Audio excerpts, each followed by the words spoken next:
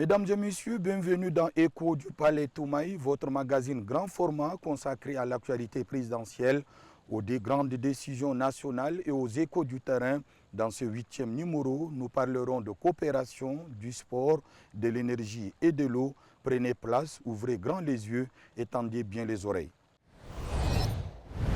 Cette semaine, au Palais Toumaï, deux moments forts ont marqué l'actualité. Deux moments, deux gestes, mais une seule direction, celle du progrès partagé. Suivez plutôt Actu en bref avec Angal Toklo. Au cours de cette semaine, deux faits majeurs ont marqué l'agenda du président de la République, chef de l'État, maréchal Mohamed Idriss Déby Itno. Le premier est diplomatique. Le président de la République a accordé une audience à Racine Pertev, représentant résident de la Banque mondiale, en fin de mission après 5 années de bons et loyaux services. Sous son impulsion, le partenariat entre le Tchad et l'institution de Bretton Woods a connu un nouvel élan avec des projets d'envergure dans les domaines de la santé, de l'éducation, de l'agriculture, de l'énergie et de la gouvernance. Pour saluer cet engagement au service du développement, le chef de l'État l'a élevé au rang d'officier de l'Ordre national du Tchad, une distinction qui auréole le partenariat entre le Tchad et la Banque mondiale. Le second est historique. Le 23 mai 2025, jour marquant l'an 1 de l'investiture du maréchal Mohamed Idriss Déby Itno à la magistrature suprême, le chef de l'État a procédé à l'inauguration du stade olympique maréchal Idriss Déby Itno à Mandjafa. Offert par la République populaire de Chine, ce complexe ultramoderne de 30 000 places symbolise l'amitié sino-tchadienne et incarne concrètement le 4e chantier du programme présidentiel dédié à la jeunesse et au sport. Devant un public nombreux, le président de la République a rendu un vibrant hommage au défunt maréchal du Tchad qui, selon lui, est l'artisan de ce joyau qui a posé les fondements de cet héritage sportif de qualité. Le chef de l'État a promis un soutien accru aux fédérations, l'aménagement de nouveaux terrains pour la Ligue de N'Djamena, ainsi que l'équipement de 14 espaces polyvalents dédiés au sport de masse.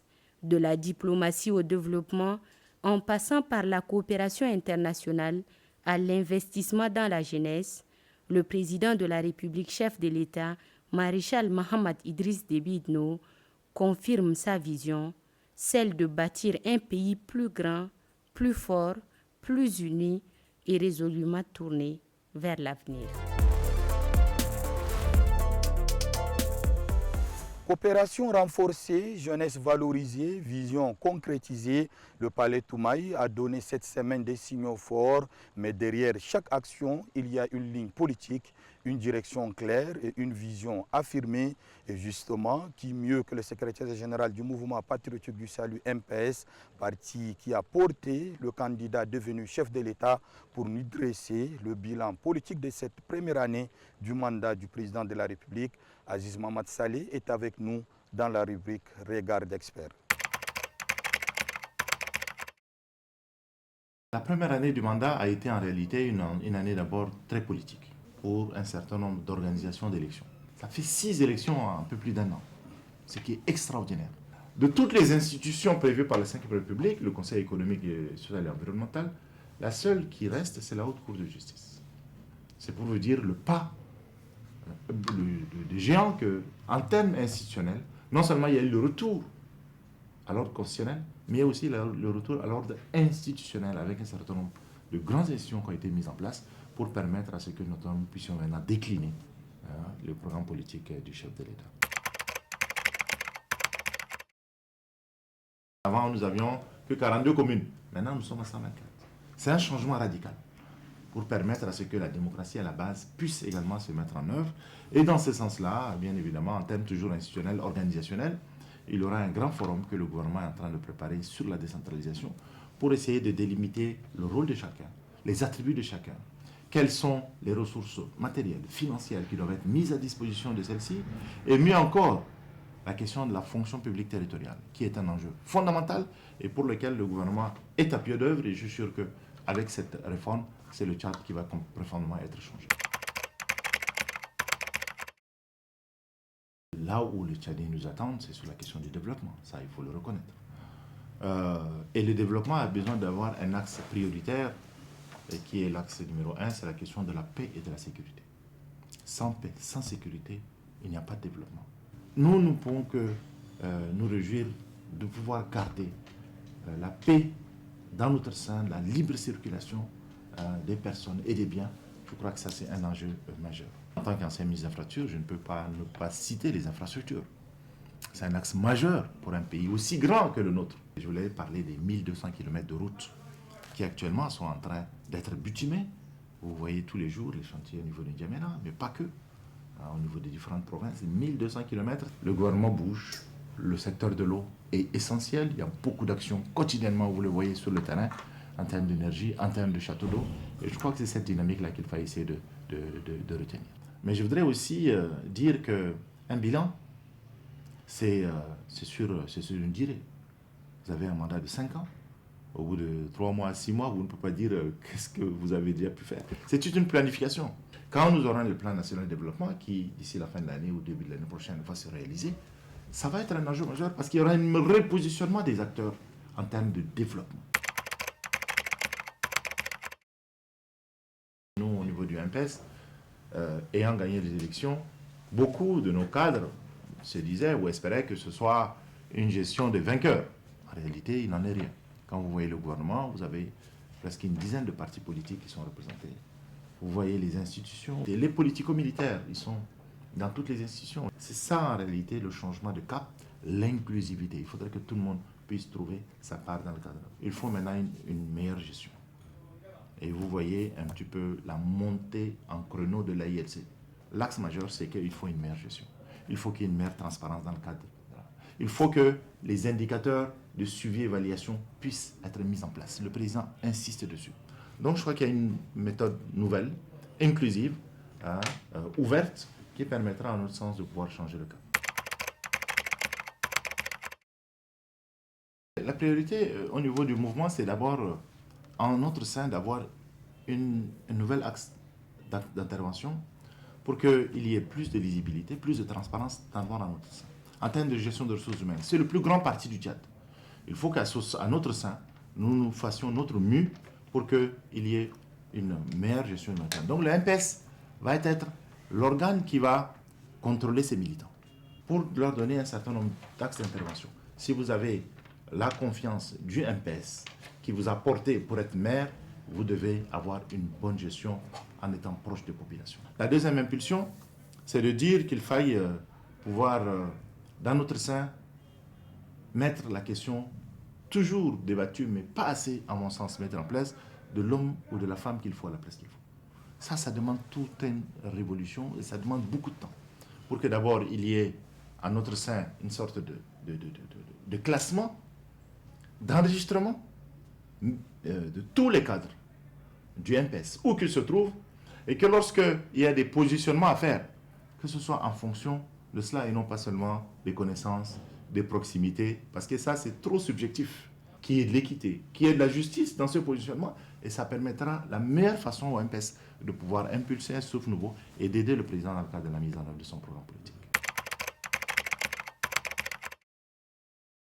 Vous savez, nous sommes dans un pays qui est très politisé, trop à mon sens, où l'école est politisée, les syndicats sont politisés, le corps judiciaire est politisé. Je pense qu'il faut qu'à un moment donné, on fasse la part des choses. Et un message à la classe politique globalement. Je voudrais leur dire que nous sommes ouverts à l'échange, quelles que soient leurs idées.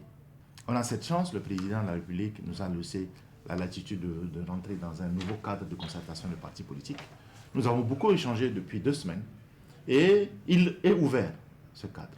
Il est ouvert à tout le monde. Mais je suis persuadé qu'en allant vers des discussions plus franches sur qu'est-ce qu'on a mal fait, moins bien fait, qu'on puisse corriger ensemble pour faire avancer le pays, je crois que c'est mieux que plutôt de faire des critiques stériles et dire que tout est noir, que tout ne va pas. Ça ne fait pas avancer, ça ne fait que braquer l'autre, alors que nous devons être dans ce sens de dialogue. Souvenez-vous, dans notre dernier numéro, nous évoquions ces chiffres impressionnants de 3 000 milliards de francs CFA qui seront injectés dans 5 ans dans les secteurs clés pour redonner de l'élan à notre économie. Ce plan appartient au chantier 6. Décortiquons aujourd'hui le chantier 7. Son objectif consiste à rendre l'eau et l'énergie accessibles à tous. Oui, vous avez bien entendu, accessible à tous. Un chantier qui touche à l'essentiel, la souveraineté énergétique et l'équité hydraulique. De quoi allumer la lumière de l'espoir dans chaque foyer tchadien, comme nous en dit Angal Toklo. Le Tchad avance d'un pas serein vers sa transformation structurelle. Au cœur de cette vision transformatrice, le chantier numéro 7 du programme politique du chef de l'État, Maréchal Mohamed Idriss Déby Itno. Ce chantier trace la trajectoire claire et déterminée pour garantir l'accès universel à l'eau potable et à une énergie propre, abondante et abordable.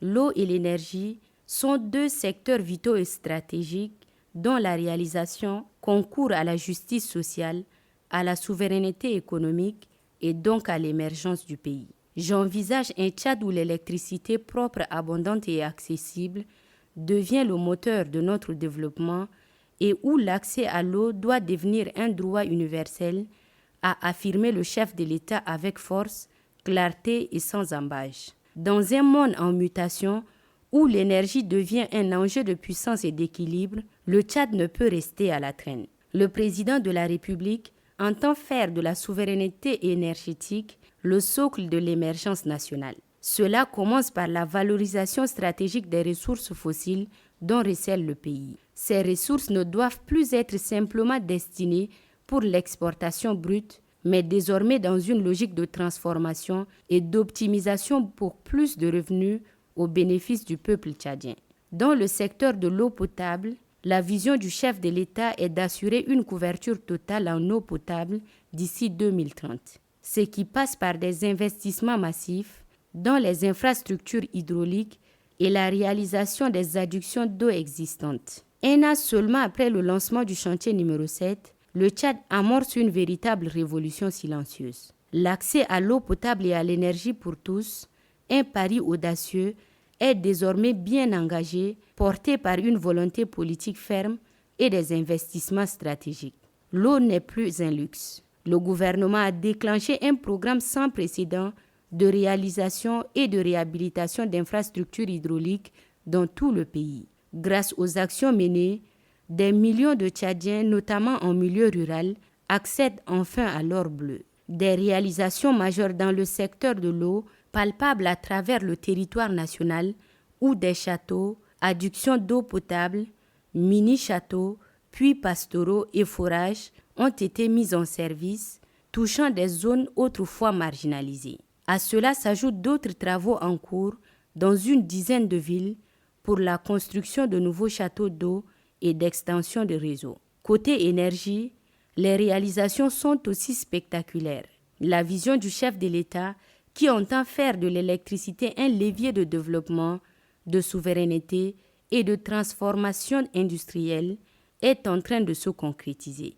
Il y a lieu de citer la finalisation de la centrale solaire Anda N'Djamena, l'opérationnalisation de 10 centrales hybrides et solaires à Tiné, Iriba, Ati, Fada, Laï, Léré, Mandalia, Dougia, Fianga et Gunugaya.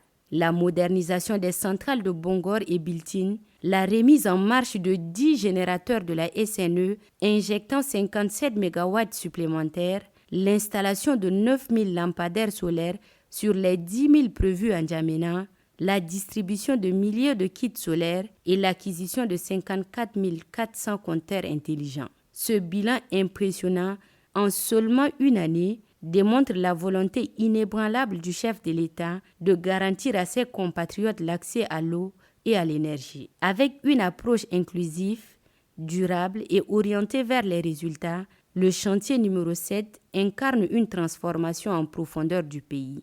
En garantissant l'eau et l'électricité pour tous, c'est tout un modèle de société moderne, équitable et tourné vers l'avenir qui se construit. Il trône comme un oiseau de métal au bord du fleuve Chari, symbole d'une ambition nationale qui ne recule pas. Le stade olympique Maréchal Idriss Déby Itno de Mandiafa est là. Mais au-delà du rêve, l'œil de l'équipe est allé vérifier si le reste du pays suit le mouvement. Des sportifs témoignent, des anciens champions alertent et le jeune espère. L'ambition est là, il faut maintenant construire partout dans le territoire national. Mais comment? Élément de réponse avec Nassour Noudjiti. Sous la forme d'un nid d'oiseau, le stade olympique Maréchal Idriss Déby Itno, qui trône désormais sur le quartier Mandiafa et réfléchit son image sur le fleuve Chari, servira dorénavant de piédestal à l'éclosion des talents dans toutes les disciplines sportives. Ce joyau architectural, d'une capacité de 30 000 places assises, est un pan du 4e chantier du programme politique du président de la République, chef de l'État, Maréchal Mohamed Idriss Déby Itno, qui vise à bâtir un plan ambitieux pour la jeunesse et le sport. Les jeunes Tchadiens en général, les sportifs au premier chef, doivent s'enorgueillir de voir leur pays disposer désormais d'une perle rare en Afrique centrale. L'inauguration de ce stade vraiment va beaucoup booster le développement du sport en général. Et voilà, ça nous permettra également de recevoir les matchs au niveau des compétitions internationales à domicile. C'est ça qui va galvaniser nos SAO. Et puis par rapport à l'athlétisme, il y a le tartan qui est là, il y a plusieurs pistes, il y a plusieurs disciplines olympiques. Ça permettra de battre les records. On est fiers, on a un stade pour le football. Le moyen, c'est le moyen. Si on sort le moyen, le football avance. On remercie le président de la République. Avec l'inauguration officielle du stade olympique Maréchal du Tchad Idriss Déby Itno, il n'y aura pas que le football qui va se développer. Des sportifs d'autres disciplines comme le basketball, le handball, le volleyball, le judo, le karaté, le rugby ou encore les archers tchadiens qui ont fait ici à plusieurs fois le tricolore national à l'international auront désormais un cadre idéal pour les entraînements. Le lycée Félix Eoboy, le terrain de l'INGS ou le terrain Fest Africa de Moursal ne seront pour eux plus que de vieux souvenirs. Le rugby, il y a 3 catégories. Il y a le rugby à 7 qui peut se jouer sur le terrain. Il y a le rugby à 13 et le rugby à 15 qui sont également adaptables sur le terrain. Sauf que c'est le temps qui varie en fonction du type de rugby. Donc c'est juste on joue sur le temps et le nombre. Donc cet édifice vient à point nommé pour nous. Les supporters et amoureux du ballon rond expriment également leur joie de voir le Tchad disposer de ces géants complexes le mieux coté de la sous-région. Serge Abou Wambi, président du fan club Sao Football. Depuis quelques années, les supporters sont obligés de se déplacer à Yaoundé lorsque le Tchad joue à domicile. Et les joueurs n'ont pas eu cette possibilité de communier avec leur public. Et désormais, nous allons jouer nos matchs à domicile, ici au pays, en présence de très nombreux supporters. Et je pense qu'à travers Mandiafa, on va réveiller l'esprit sportif qui dort en tous les supporters tchadiens. Et non seulement pour les sportifs tchadiens eux-mêmes, ils vont retrouver une infrastructure qui va leur permettre de s'entraîner dans des conditions très très avantageuses, sinon optimales. Disposer d'un stade olympique de première classe est une chose, développer et prouver ses performances sportives en est une autre. Maître Hissène Garo, un ancien athlète, aujourd'hui observateur averti de l'arène sportive, se prononce. Ce n'est pas le stade qui fait la performance. Mais la performance, c'est à partir d'une prise en charge de cet athlète. Dès le bas âge, on le travaille, on le façonne, on fait de lui un champion. Il faut que l'État, aujourd'hui, se dise une chose, il est le premier sponsor. Et l'État peut faire appel à d'autres sponsors pour l'accompagner dans cette mission de faire des grands champions. À partir de là, il faut que l'État comprenne d'abord l'enjeu d'avoir un très beau stade comme celui-là. Et maintenant, il ne faut pas le laisser pourrir et mourir comme ça. Je le dis toujours, il faut commencer par les écoles de sport. C'est à partir des écoles de sport qu'on crée la performance et avec le temps, l'athlète devient une élite, il devient tout ce qu'on veut et il va faire la fierté de son pays. Dans les années 80 et 90, le Tchad a brillé dans la sous-région en matière de football, d'athlétisme, de basketball et j'en passe. Modou Kouta, aujourd'hui entraîneur, ex-attaquant de pointe de Sao, victorieux de toutes les équipes nationales des pays membres de l'Union douanière des États de l'Afrique centrale, UDEAC, à l'exception du Cameroun, et Baguepen, Rosalie Gagué, ancienne gloire de l'athlétisme et première athlète tchadienne à participer aux Jeux olympiques, témoigne. Moi, je me rappelle à son temps déjà, pour tous les tournois de l'UDEAC, le Tchad, on allait en France pour une mise au vert de 1 mois, 45 jours, etc., etc. Chaque UDEAC, on les préparait pratiquement comme ça. On a gagné récemment avec CEMAC, mais pendant l'UDEAC, on était finaliste en 86 à Malabo. On était aussi finaliste ici en N'Djamena.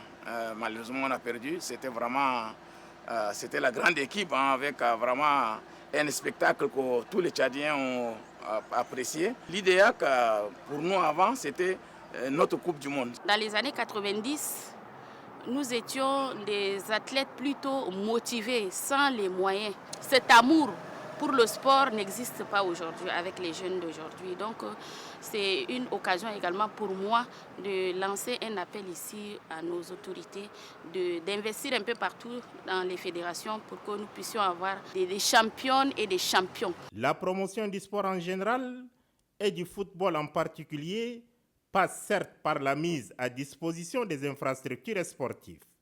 Si le stade olympique Maréchal Idriss Déby Itno fait aujourd'hui la fierté de tous, force est de reconnaître qu'il y a encore beaucoup à faire, aussi bien en N'Djamena que dans les grandes villes du pays. Les infrastructures existantes se comptent au bout du doigt et nombre de projets sont soit mal exécutés, soit pas du tout exécutés. Les travaux de plusieurs chantiers de construction des stades dans le Tchad profond sont en arrêt total. Il en est de même de ces en chantier dans les 10 communes que compte la ville de N'Djamena. Certains chantiers sont même déjà dégradés ou délabrés. Le gouvernement doit être très regardant de ses côtés pour permettre aux jeunes Tchadiens de faire éclore et développer leurs talents. Une équipe de football digne de ce nom se construit sur la durée et dans des cadres appropriés. Dans le même sillage, reconnaissons humblement que l'époque de jouer sur de la terre battue est révolue. Nos pépinières, sur qui repose l'espoir du football tchadien de demain, doivent commencer à jouer et s'entraîner sur du gazon synthétique. Ne dit-on pas que demain se prépare aujourd'hui? La rubrique Élan nous amène dans les coulisses du sport national. Cette semaine, la parole est accordée aux responsables des fédérations nationales sportives et anciens sportifs. Que pensent-ils de ce nouveau stade olympique Maréchal Idriss Déby Itno de Mandiafa? Comment cette infrastructure peut aider à transformer leurs disciplines, faire émerger de nouveaux talents, accueillir de grands événements internationaux et unir les Tchadiens à travers le sport? Suivez plus tard. D'abord une fierté parce que nous n'avions pas un stade de cette envergure. Maintenant qu'on a eu un qui a été inauguré, nous voulons d'abord remercier les autres autorités qui ont bien voulu nous donner ce joyau. Donc la première des choses, nous voulons féliciter d'abord le président de la République, le maréchal Mahamad Idriss Déby Itno. C'est bien pour les sportifs tchadiens, c'est bien pour la jeunesse. Parce qu'aujourd'hui, quand vous voyez un peu ce qui se passe au niveau de la jeunesse est dans les débits de boissons, dans le banditisme. C'est parce qu'ils ont de l'énergie pour brûler et il n'y a pas là où ils pourront se défouler. Maintenant, si nous avons un cadre comme celui-là, ça permet à la jeunesse d'être concentrée et d'être guidée vers le sport. Tous les terrains qui s'y trouvent ne sont pas tous des terrains de compétition. Il faut savoir que le terrain de basket, le terrain de volley, le terrain de handball qui sont situés à l'extérieur du stade ne peuvent pas abriter de compétitions international. Donc pour nous, sport demain et autres disciplines, nous venons par votre micro faire un plaidoyer aux plus hautes autorités pour qu'à côté de ce joyau architectural, qu'on pense à construire une salle omnisport pour ces disciplines. C'est un ouf de soulagement pour ces disciplines qui vont avoir la chance d'abriter de grandes compétitions. Et nous les autres, nous demandons, est-ce qu'il n'y a-t-il pas encore une possibilité d'avoir une salle comme l'Arena de sport de salles, à savoir le basket, le handball, le taekwondo, le judo et le consort. Si nous avons ce qu'on appelle l'Arena, ça peut aider aussi encore ces disciplines à faire plus. Nous avons eu pendant des années des problèmes d'infrastructure, notamment certaines fédérations comme nous autres, nous avons rencontré des difficultés. Et malgré cela, avec les peu d'infrastructures qui ne répondaient pas aux normes, nous avons pu quand même avoir des médailles continentales, des médailles mondiales. Mais avec ce joyau sportif, je pense que la jeunesse sportive tchadienne aura un cadre décent aux normes pour pouvoir pratiquer le sport et avoir les mêmes conditions de travail, si vous voulez, et de préparation que tous les autres athlètes du monde. Il faut aussi signaler que depuis que le Tchad existe, les fédérations sportives n'ont jamais eu de subventions inscrites sur le budget de l'État.